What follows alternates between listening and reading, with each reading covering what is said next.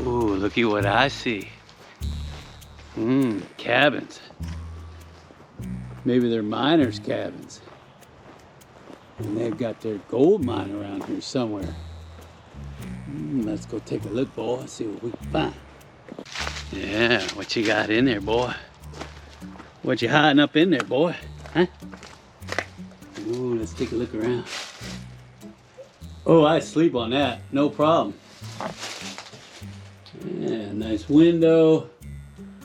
Gotta fix that roof though. Put my food over there in the corner. That's nice. Place for my fire. That's not bad. That's a big one right there. That's a big one right there. Little tiny miner's cabin over there. Ooh. This must be the trading post. This is where they all coming in to trade their gold and fur. And that's where the smoke would go out from these fire pits. Maybe they smoked their jerky in here. Give me some of that smoked jerky, boy. Alright, let's take a look. There's a little miner's cabin over there. Oh, and there's a trail, see it? You can see the wagon, where the wagon ruts are. One there, one there. I'll bet you $50. They got their placer operations up there over that hill. Ooh, and just taste that gold. Look at this old cabin. Yeah, 2 places to sleep. Smoke go out the roof. Little tiny window right there. Place to sleep. Hang up my clothes. And there's my dining room table. Yeah, there's the road right there. There's the road. Oh, look what I see. Is that Bigfoot? No. See these pits? There's one there. There's one there. There's pits all over the place. I don't know if you can see that. Put my foot down in there. Hopefully it don't go down too deep. Right there. I got pits all over the place. These must be sample pits. Oh yeah, gonna get up in there. Take a look. Ooh, oh, there's some more right there. Look at that. See, there's another one right there. See it? And there's another one right there. See that pit right there? They're all over the place. Ooh, look at that. Isn't that pretty? It's so pretty. Well, you know I'm thinking about gold, don't you? You know I'm thinking about gold. Yeah. See that sandbar right over there? That would be a good spot to start sampling for gold, right over there. Especially around the head. Remember, big rocks, big gold, little rocks, little gold. See all this fine sand? Stay away from that fine sand. There ain't gonna be no gold in it, nothing worth anything. So you're gonna check around that curve, right at the head, where those big rocks are. And I got a big sandbar right over here. And you can see where the finer material's been over on this side, and you can see where the heavier stuff's over on this side. So what I would do is I would dig a trench across there and then sample that, and as I'm digging down, sample that. All right, I'm gonna show you where you should be sampling, boy, when you're out on these rivers and creeks, especially with these gravel and sand bars. All right, now take a look at this. See all this fine rock in here? Smaller cobble. Don't mess with that. Leave that alone. See where it gets bigger and bigger. Larger stones, there's one right there. Larger. See how the stones are getting progressively bigger? Right in through here, you see how large those are? This means it took a lot of water to move these rocks. So what I would do is I would start from the head. This right here is the head of the bar. There's the middle and there's the tail. So what I would do is I would trench it and see if I have any gold values whatsoever. So I would cut a trench, move these cobbles and stones out of the way, and cut a trench this way. See that? And then I would sample all the dirt I pulled out until I could figure out where that pay streak is at. Because it might be a pay streak anywhere here. And remember, there could be multiple pay streaks. Not only are you looking for the pay streaks that are going this way, but when you dig a trench across here, you're also looking for the depth of the pay streaks, because you might have a pay streak here, one lower, one lower. So think of a three-dimensional model. Now the best paying pay streaks are the ones that all come together to some degree at one junction point. So what I like to do is I'll dig multiple trenches. After you dig your trench and you find gold there, you're gonna come down here about 50 feet. You're gonna dig yourself another trench right there, just like the first trench. And you're gonna sample pan all that material.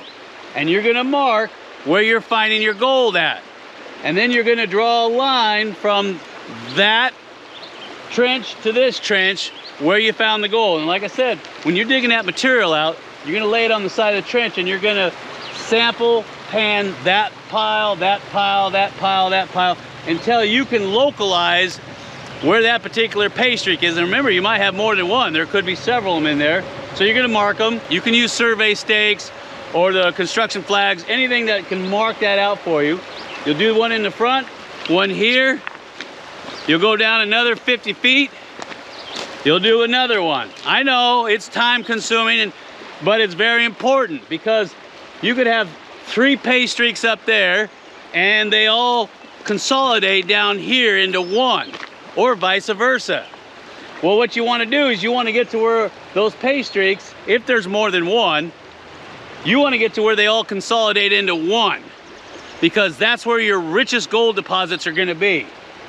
And it's going to take time. You're not going to do it in one day. It might take you several days, but you got to be meticulous about it, and you got to be thorough about it.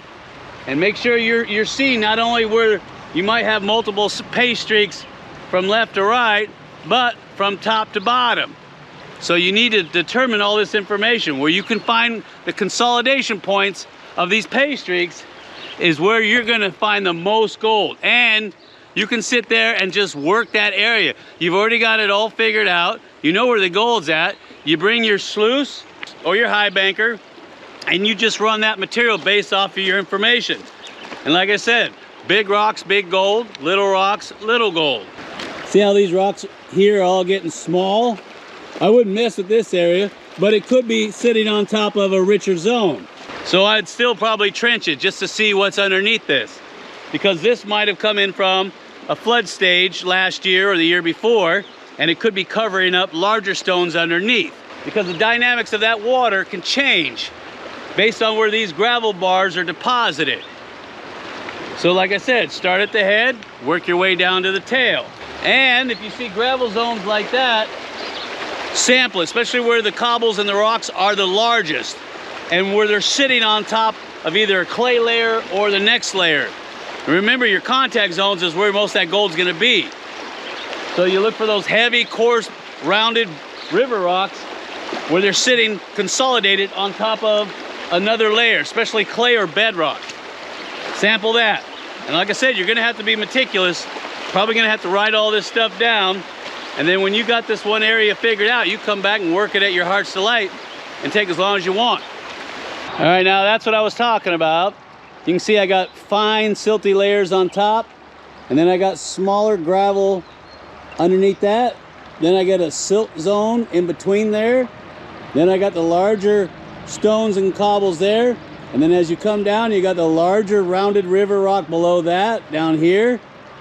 So what I would do is I would dig this section out, get down to the farthest layer without getting in the water, and I'd sample where the biggest, roundest river rock is at the bottom there. I wouldn't mess around with the top layers. And of course, roots from trees make great gold catches too. So I would check there, I'd sample around there to see if there's any gold cotton there. And if there's moss growing, I would check that for gold too. Good indicators. Now another thing I forgot to mention, and I know you're asking that question, is, hey Jeff, you said dig trenches across these bars, but you didn't say how deep. You're absolutely right. I didn't say how deep. What I like to do is I'll dig anywhere from 2 to 3 feet. I don't want to dig more than 3 feet. You start finding gold that deep, that means you're going to have to remove a lot of overburden to get to it. Now, if you feel like digging and you don't mind digging, you could go down as far as 4 feet. But my limit's usually about 3 feet. If I don't find any gold below that, then I move to another site. Now, I don't know if I told you this, but butterflies are good luck. You might not believe me, but they are. So if you start finding butterflies, you're on a winner. Look at that. Yeah. Isn't that nice? There's another one right there. Oh,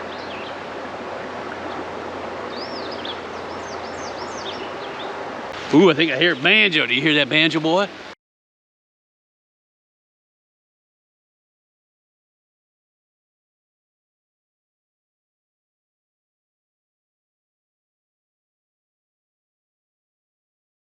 There's a restoration shop. Wow, look at that. For any of you people out there that build model airplanes, you should know exactly what those are. Ooh, I built a couple myself. That looks very familiar. Look at all these airplanes up here. Reminds me when I used to build airplanes. Long ago. Looks like they're restoring this one right here. Look at that. Ooh, and look at these over here. Wow. I don't think I've ever seen one like that. Look at that. Oh, what the heck that is up there? It looks like a pair of wings. That's a good looking glider right there. Look at that, son. Look at that.